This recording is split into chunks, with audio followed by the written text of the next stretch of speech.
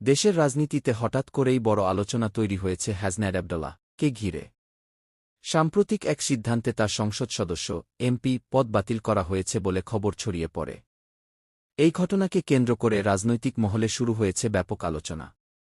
বিভিন্ন সূত্রে যে কারণগুলো সামনে এসেছে তার মধ্যে প্রধান ৫টি বিষয় নিয়ে সবচেয়ে বেশি কথা বলা হচ্ছে। প্রথমত, নির্বাচনী হলফনামায় দেওয়া কিছু তথ্য নিয়ে প্রশ্ন ওঠে। অভিযোগ ছিল সম্পদ ও ব্যক্তিগত তথ্যের কিছু অংশ সঠিকভাবে উল্লেখ করা হয়নি। বিষয়টি নিয়ে তদন্ত শুরু হলে সেটি বড় আলোচনার জন্ম দেয়। দ্বিতীয়ত, নির্বাচন সংক্রান্ত কিছু বিধি লঙ্ঘনের অভিযোগ সামনে আসে।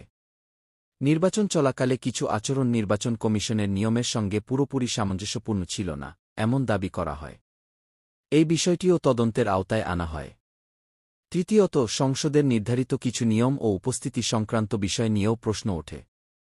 সংসদের কার্যক্রমে অংশগ্রহণ ও দায়িত্ব পালনের বিষয়টি নিয়েও আলোচনা শুরু হয়। চতুর্থত, রাজনৈতিক বক্তব্য ও কিছু বিতর্কিত মন্তব্য নিয়েও সমালোচনা তৈরি হয়।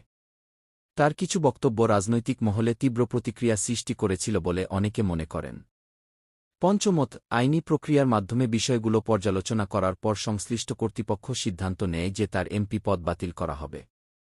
এই সিদ্ধান্তের পর বিষয়টি নিয়ে দেশের রাজনৈতিক অঙ্গনে নতুন করে বিতর্ক শুরু হয়েছে। অনেক বিশ্লেষক মনে করছেন এই ঘটনা দেশের রাজনীতিতে একটি গুরুত্বপূর্ণ দৃষ্টান্ত হয়ে থাকবে।